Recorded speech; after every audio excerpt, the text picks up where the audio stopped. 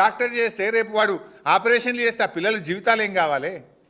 చివరికి హెల్త్ యూనివర్సిటీలో పిల్లల మార్కులు వేయడంలో కూడా స్కాములు చేసి ఒక వైస్ ఛాన్సలర్ రాజీనామా చేయాల్సిన పరిస్థితి ఈ రాష్ట్ర ప్రభుత్వం రావడం సిగ్గుతో తలదించుకోవాలి. రేవంత్ రెడ్డి గారి ప్రభుత్వం ఒక విద్యార్థులకు చదువు చెప్పి భవిష్యత్తు తీర్చిదిద్దాల్సిన వైస్ ఛాన్సలరే కరప్షన్కు పాల్పడితే ఈ రాష్ట్రంలో పాలన ఎట్లా జరుగుతుందో ఒకసారి మనం ఆలోచించాల్సినటువంటి అవసరం ఉంది. ఇక 6 గ్యారంటీలు అభయహస్తం అన్నారు, బాండ్ పేపర్లు అన్నారు. ఆ అభయహస్తం కాదు, అది భస్మాసుర హస్తం అయిపోయింది. ప్రజల పాలిట భస్మాసుర హస్తం అయిపోయింది. గ్యారంటీలో మొదటి గ్యారంటీ మహాలక్ష్మే దిక్కులేదు. నిన్న రేవంత్ రెడ్డి ఏదో ట్వీట్ పెట్టిండు, ఏదో అంబానీలు చేసిండట, మహిళలందరినీ అదానీ అంబానీలుగా మార్చినా అని చెప్పి నిన్న ట్వీట్ పెట్టిండు. పోదామా? ఏ ఊరికన్నా పోదామా? అప్పుల పాలు చేసినావు. 1,00,000 కోట్ల వడ్డీ లేని రుణమని 5 లక్షలకే వడ్డీ లేని రుణం ఇచ్చినావు. మహిళలను మోసం చేసినావు. నువ్వు మహాలక్ష్మి పేరు మీద ఇవ్వాల్సిన నెలకు 2,500 ఎవరికన్నా ఇచ్చినవా?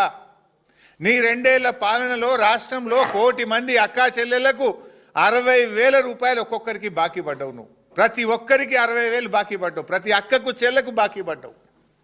వడ్డీ లేని రుణం విషయంలో మహిళల్ని మోసం చేసినావు. బతుకమ్మకు రావాల్సిన చీరలు ఇవ్వకుండా ఒక్క చీర ఇచ్చి మహిళల్ని అవమానపరిచే విధంగా మాట్లాడుతున్నావు. మహిళలకు కేసీఆర్ గారు అందించిన న్యూట్రిషన్ కిట్ రద్దయిపోయింది. కేసీఆర్ కిట్ పథకాన్ని రద్దు చేసినావు. నువ్వు ఇవాళ మహిళలకు నువ్వు చేసింది ఏంది? మహాలక్ష్మి పథకం ఇవాళ మోసం చేసినావు నువ్వు. అసలు నీ పాలనలో ఆత్మహత్యలు పెరిగినాయి. తెలంగాణ రైజింగ్ అంటాడు రేవంత్ రెడ్డి. ఏం రైజింగ్ అయింది? 2-3 విషయాల్లో రైజింగ్ అయింది. మర్డర్లు పెరిగినాయి ఈ రాష్ట్రంలో. అత్యాచారాలు, మర్డర్లు 50% పెరిగినాయి ఈ రాష్ట్రంలో. 58%. 2023లో 789 మర్డర్లు జరిగితే రేవంత్ పాలనలో 1,245 మర్డర్లు జరిగినాయి. నీ పాలనలో మర్డర్లు పెరిగినాయి. నీ పాలనలో మహిళలపై అత్యాచారాలు 35% అత్యాచారాలు పెరిగినాయి నీ పాలనలో.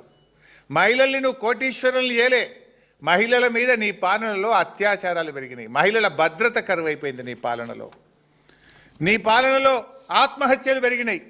రైతులు 822 మంది చనిపోయినరు. ఆటో డ్రైవర్లు 179 మంది చనిపోయినరు. గురుకుల విద్యార్థులు 116 మంది చనిపోయినరు. రిటైర్డ్ ఉద్యోగులు పెన్షన్ బెనిఫిట్లు రాక 27 మంది ఆత్మహత్య చేసుకున్నారు. బిల్డర్లు ఆత్మహత్య చేసుకున్నారు. ఇవాళ చివరికి బీసీ రిజర్వేషన్ ఇవ్వక బీసీలను మోసం చేస్తే ఒక బీసీ యువకుడు కూడా ఆత్మహత్య చేసుకునే పరిస్థితి తెచ్చినావు నువ్వు.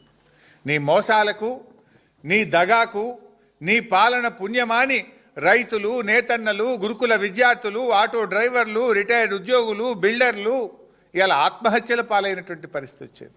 అసలు రోడ్డెక్కని వాళ్ళు ఎవరున్నారు? నీ పాలనలో జనరల్ ఏముండాలి? పాలన 3 పువ్వులు 6 కాయలుగా కొనసాగాలనుకుంటారు. రేవంత్ పాలనలో 3 ధర్నాలు 6 అరెస్టులుగా జరుగుతూ ఉంది. ధర్నాలు చేయని వాళ్ళు ఉన్నారా? రోడ్డెక్కని వర్గం ఉందా అని అడుగుతున్నా. అరే, చరిత్రలో ఎప్పుడు లేని విధంగా యూరియా కోసం రైతులను పండుగ పూట రోడ్ల మీద నిలబెట్టినావు కదా. వర్షంలో తడుచుకుంటూ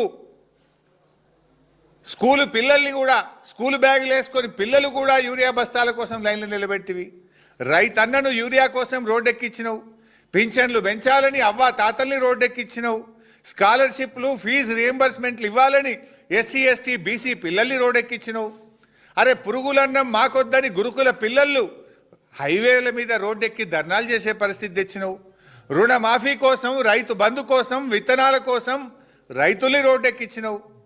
మా డిఏలు ఇవ్వండి, మా పిఆర్సీలు ఇవ్వండి అని ఉద్యోగులు నల్ల బ్యాడ్జీలు పెట్టుకొని నిరసనలు చెప్పే పరిస్థితి తెచ్చినావు.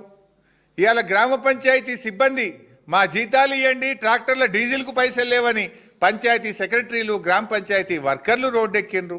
ఆశాలు, అంగన్వాడీలు, ఏఎన్ఎంలు ఇచ్చిన మాట అమలు చేయాలని వాళ్ళు కూడా కోటికాడికి వచ్చి ధర్నాలు చేస్తే వాళ్ళను మగ పోలీసులతో కొట్టించినవు, అరెస్టులు చేయించినవు. ఫార్మా కంపెనీలకు వ్యతిరేకంగా లగచర్ల, జహీరాబాద్ పలు చోట్ల పల్లె ప్రజలు రోడ్లెక్కిన పరిస్థితి వచ్చింది. ఇండ్లు కూలగొట్టొద్దని హైడ్రా బాధితులు రోడ్డెక్కి లబో దిబోమని జేసీబీలు ప్రొక్లైన్లకు అడ్డంగా పడుకునే పరిస్థితి తెచ్చినావు. అసలు దేశంలో ఎక్కడ లేని విధంగా కాంట్రాక్టర్లు వచ్చి ఫైనాన్స్ డిపార్ట్మెంట్ ధర్నాలు చేపించి సెక్రటరేట్ ముందు రోడ్డెక్కిచ్చినావు. అసలు నువ్వు రోడ్డెక్కిచ్చింది ఎవరిని? నువ్వు జరుపుకోవాల్సింది విజయోత్సవాలు కాదు, అపజయోత్సవాలు జరుపుకోవాలి. నువ్వు రాష్ట్ర ప్రజలకు క్షమాపణ చెప్పాలి. ఇన్ని వర్గాల ప్రజల్ని రోడ్డెక్కించి 6 గ్యారెంటీలు అమలు చేయక అందరినీ మోసం చేసినందుకు నువ్వు క్షమాపణ చెప్పాలి. రేవంత్ రెడ్డి బ్లాక్మెయిల్ రాజకీయాలు, ఉల్టా బ్లాక్మెయిల్ చేస్తాడు. ఎవరైనా న్యాయం అడిగితే, రావాల్సిన డబ్బులు అడిగితే వాళ్ళని బ్లాక్మెయిల్ చేస్తాడు. ఈ first time in the history of the state. బాధ ఉంటే పిలిచి మాట్లాడతారు, సమస్యను పరిష్కరిస్తారు. ఇవాళ కాకపోతే రేపిస్తామంటారు. కానీ రేవంత్ రెడ్డిది అంతా ఉల్టా. ఇప్పుడు ఫీజు రియంబర్స్మెంట్ బకాయిల కోసం ఇవాళ వాళ్ళు కాలేజీలు బంద్ చేస్తామనే పరిస్థితి ఎప్పుడన్నా విన్నామా చరిత్రలో? బంద్ చేసిండ్రు కాలేజీలు. పిల్లలు ఇళ్ళకే పరిమితం అయిపోయినరు. ఒకసారి అడిగినరు, 2 సార్లు అడిగినరు, 3 సార్లు అడిగి చివరికి ఫీజు రియంబర్స్మెంట్ కోసం కాలేజీలు మూతపడ్డాయి.